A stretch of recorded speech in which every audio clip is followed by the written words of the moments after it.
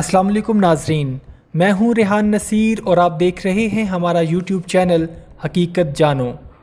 دوستو، اقرار الحسن پاکستان کے ان چند نوجوان اینکرز میں سے ہیں جنہوں نے بہت کم عرصہ میں صحافتی حلقے میں بہت شہرت سمیٹی، اور یہ شہرت ان کو ان کے سچے اور کھرے کام نے دلوائی۔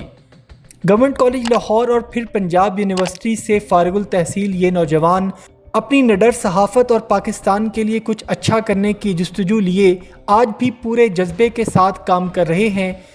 اقرار الحسن نے ہمیشہ یہی کوشش کی ہے کہ ہمارے معاشرے کے ناسوروں کو بے نقاب کیا جائے، اور وہ سرعام نامی اپنے شو میں ہر وقت اسی جستجو میں رہتے ہیں۔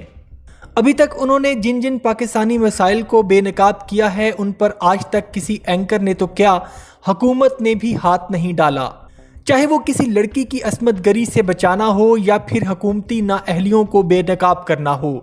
اقرار الحسن کبھی پیچھے نہیں ہٹے، لیکن افسوس سے کہنا پڑ رہا ہے کہ پاکستان جیسے ملک میں اچھا اور صحیح کام کرنے کے لیے بھی بڑی قیمت ادا کرنی پڑتی ہے۔ اقرار الحسن جس راہ پر چل رہے ہیں وہاں کئی جرائم پیشہ حلقے مافیا ان کے کام سے ناخوش بھی ہیں، اور ان پر کافی بار حملہ بھی ہو چکا ہے، لیکن اقرار الحسن ان سب سے ڈر کر کبھی پیچھے نہیں ہٹے۔ آج لاہور کے بلاک DHA پولیس اسٹیشن کے بالکل سامنے ان پر نامعلوم افراد کی جانب سے قاتلانہ حملہ کیا گیا ہے، جس میں اقرار الحسن بال بال بچ گئے ہیں۔ اقرار الحسن کو مزاحمت کے دوران چہرے اور جسم پر چوٹیں بھی آئی ہیں، جیسا کہ آپ اس تصویر میں دیکھ رہے ہیں۔ نامعلوم جرائم پیشہ افراد ہوائی فائرنگ کرتے ہوئے وہاں سے فرار ہو گئے۔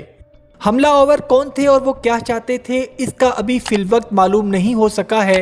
جیسے ہی اس واقعے کی تفصیلات ہمارے پاس موصول ہوں گی تو ہم اپنے ناظرین سے ضرور شیئر کریں گے۔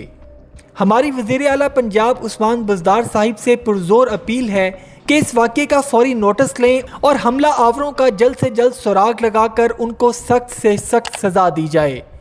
اس گھڑی میں حقیقت جانو ٹیم اقرار الحسن اور ان کے سچے مشن کے شانہ بشانہ کھڑی ہے۔